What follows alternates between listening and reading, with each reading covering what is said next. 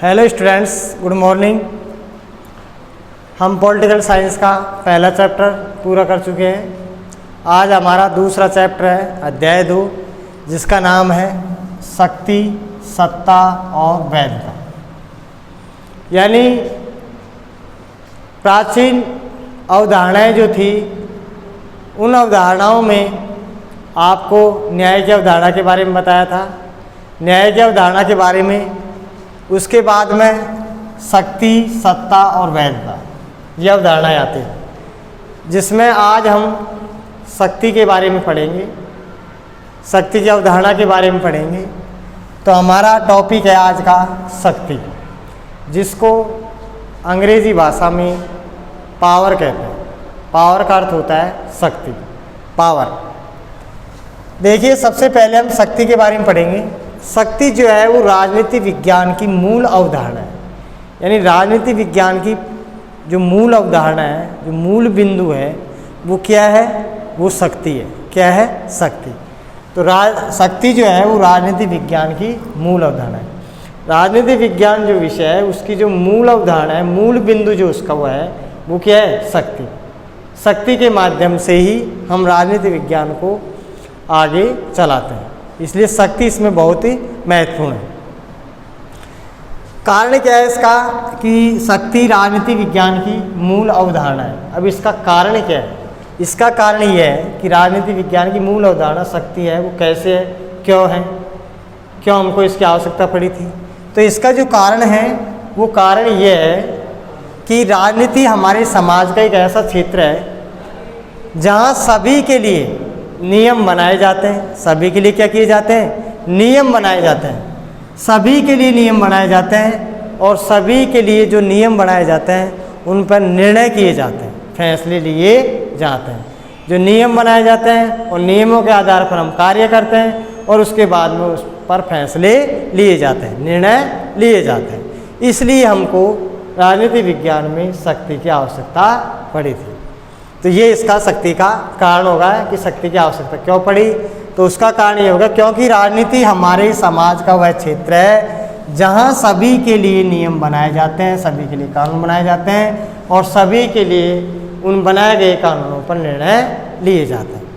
इसके अतिरिक्त अधिकार, मनुष्य के जो अधिकार हैं, वो अधिकार और जो कर्तव्य हैं, कार्य हैं, जिम्मेदारी हैं, उनका भी आवंटन किया जाता है।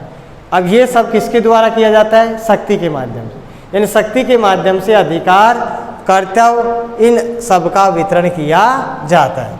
और इन सभी कार्यों को करने के लिए हमको किसकी आवश्यकता होती है? शक्ति की आवश्यकता होती है। ये जो सभी कार्य करने पड़ते हैं, इन सभी के लिए हमको किसकी आवश्यकता होती है? शक्ति की आवश्यकता होती है। इसके बाद में शक्ति जो है वो प्राचीन समय में सैनिक शक्ति जो थी, उस सैनिक शक्ति को बहुत महत्वपूर्ण शक्ति माना जाता था। शक्ति, आर्थिक शक्ति, राजनीतिक शक्ति, सामाजिक शक्ति, सैनिक शक्ति, लेकिन उन सारी शक्तियों में प्राचीन समय में, पुराने समय में सबसे महत्वपूर्ण जो शक्ति मानी जाती थी, वो किसको मानी जाती थी? सैनिक शक्ति। क्योंकि सैनिक शक्ति के माध्यम से उन अधिकारों, कर्तव्यों की क्या की जाती थी? रक्षा की जाती थी, सुरक्षा की जाती थी। इसलिए इस सैनिक शक्ति को प्राचीन समय में महत्वपूर्ण माना गया था। और वर्तमान समय में अगर देखें हम, तो वर्तमान समय में कौन सी शक्ति का महत्वपूर्ण स्थान है? राजनीतिक शक्ति का। यानी राजनीतिक शक्ति का महत्वपूर्ण स्थान है। और प्राचीन समय के हिसाब से देखा जाए तो प्राचीन समय में सैनिक शक्ति महत्वपूर्ण मानी जाती थी, लेकिन वर्तमान समय को देखते हुए राजनीतिक जो शक्ति है वो महत्वपूर्ण मानी जाती है। इसके अतिरिक्त प्राचीन भारतीय चिंतन में मनु, कौटिल्य, शुक्र आदि ने शक्ति के बारे में प्रकाश डाला है, शक्ति के बारे में विश्लेषण किया है। जो हमारे भारतीय विचारक थे अवधारणाओं के, वो भारतीय विचारकों के अनुसार मनु, कौटिल्य और शुक्र, इनके द्वारा शक्ति के बारे में वर्णन किया गया था, शक्ति की अवधारणा के बारे में विश्लेषण किया गया था। इसके बाद में हमारा जो प्रथम शक्तिवादी जो विचारक माना जाता है, प्रथम महत्वपूर्ण जो शक्तिवादी विचारक माना जाता है, वो किस विचारक को माना जाता है? मैकियावेली को। मैकियावेली जो था, इसको यूरोपीय चिंतन में प्रथम शक्तिशाली विचारक माना गया। यूरोपीय क्षेत्र के हिसाब से प्रथम जो शक्तिवादी विचारक था वो किसको माना गया था? मैकियावेली को। तो मैकियावेली को शक्तिवादी विचारक माना गया, यानी शक्ति की स्थापना करने वाला जो प्रमुख विचारक माना गया था सबसे पहले, वो कौन माना गया था? मैकियावेली माना गया था। इसके बाद में मैकियावेली के बाद में इंग्लैंड के थॉमस हॉब्स, इंग्लैंड का एक विद्वान था, विचारक था, जिसका क्या नाम था? Thomas Hobbes. जो टॉमस हॉब्स जो था उसकी एक प्रसिद्ध पुस्तक थी, रचना थी, जिसका नाम था लेवियाथन। क्या नाम था? लेवियाथन। ये टॉमस हॉब्स की प्रसिद्ध पुस्तक या प्रसिद्ध रचना का नाम था लेवियाथन, जो इस पुस्तक को 1651 ईस्वी में प्रकाशित किया गया था। लेवियाथन नाम की जो पुस्तक थी टॉमस हॉब्स के द्वारा, उसको कब प्रकाशित किया गया था? 1651 ईस्वी में प्रकाशित किया गया था। और इस पुस्तक में राज्य और राजनीति के क्षेत्र में शक्ति के महत्व को प्रदर्शित किया गया था। ये जो टॉमस हॉब्स की प्रसिद्ध पुस्तक थी लेवियाथन, इस लेवियाथन नाम की जो पुस्तक थी, इसमें राज्य और राजनीति के क्षेत्र में शक्ति के महत्व को रेखांकित किया गया था। इसके अतिरिक्त आधुनिक राजनीति विज्ञान का जो प्रमुख प्रणेता माना जाता है, रचनाकार माना जाता है, वो किसको माना जाता है? चार्ल्स मेरियम। चार्ल्स मेरियम आधुनिक राजनीति विज्ञान का जो प्रमुख प्रणेता है, रचनाकार है, उसका क्या नाम है? चार्ल्स मेरियम। चार्ल्स मेरियम।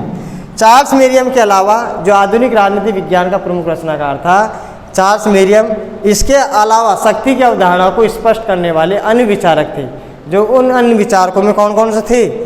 कैटलिन था, लासवेल था, कैप्लान था और मार्गेनथाउ था। ये इनके अतिरिक्त शक्तिवादी विचारक थे। कैटलिन, लासवेल, कैप्लान और मार्गेनथाउ, ये सभी प्रमुख विचारक शक्तिवादी विचारक थे। इसके अलावा जो लासवेल था, कैटलिन था, इन्होंने अपनी अपनी परिभाषाएं दी थी।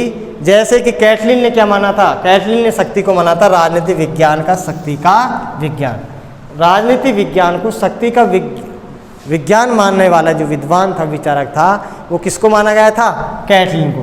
कैटलिन ने ये कहा था कि राजनीति विज्ञान जो है वो किसका विज्ञान है? शक्ति का विज्ञान है। तो शक्ति का विज्ञान मानने वाले विचारक कौन थे? कैटलिन थे।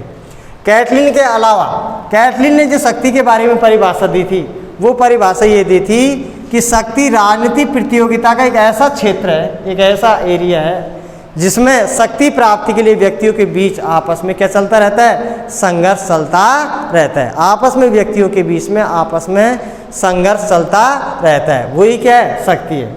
ये परिभाषा किसने दी थी? ये परिभाषा दी थी जो राजनीति विज्ञान को शक्ति का विज्ञान मानने वाले विद्वान या विचारक थे, कैटलिन। उन्होंने ये कहा था कि राजनीति विज्ञान प्रतियोगिता का एक ऐसा क्षेत्र होता है जिसमें शक्ति प्राप्ति के लिए, शक्ति को प्राप्त करने के लिए आपस में व्यक्तियों के बीच संघर्ष चलता रहता है, और आपस में व्यक्तियों के बीच संघर्ष करने के बाद में शक्ति को प्राप्त किया जा सकता है। तो ये परिभाषा दी थी कैटलिन ने, क्योंकि कैटलिन ने राजनीति विज्ञान क्या माना था? शक्ति का विज्ञान।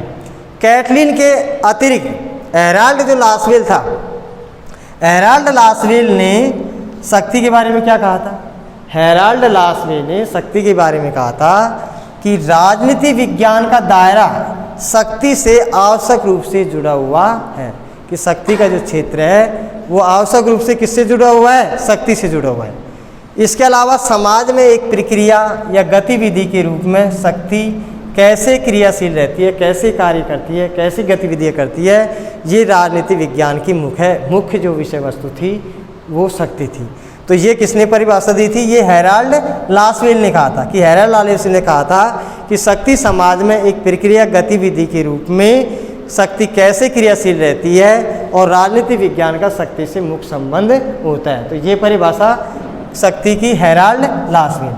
अच्छा, हेराल्ड लासवेल जो था, हेराल्ड लासवेल की एक प्रसिद्ध पुस्तक थी, रचना थी, जिसका क्या नाम था? उसका नाम था who gets what when how, अर्थात कौन कब क्या कैसे प्राप्त करता है। किसको? शक्ति को। कौन कब क्या और कैसे प्राप्त करता है, ये पुस्तक किसकी थी? ये पुस्तक थी हेराल्ड लासवेल की, जिसने कहा था कि शक्ति को जो प्राप्त करने वाला है वो कौन है, कब की जा सकती है, कैसे की जा सकती है, ये सभी परिभाषाएं किसने दी थी? हेराल्ड लासवेल ने।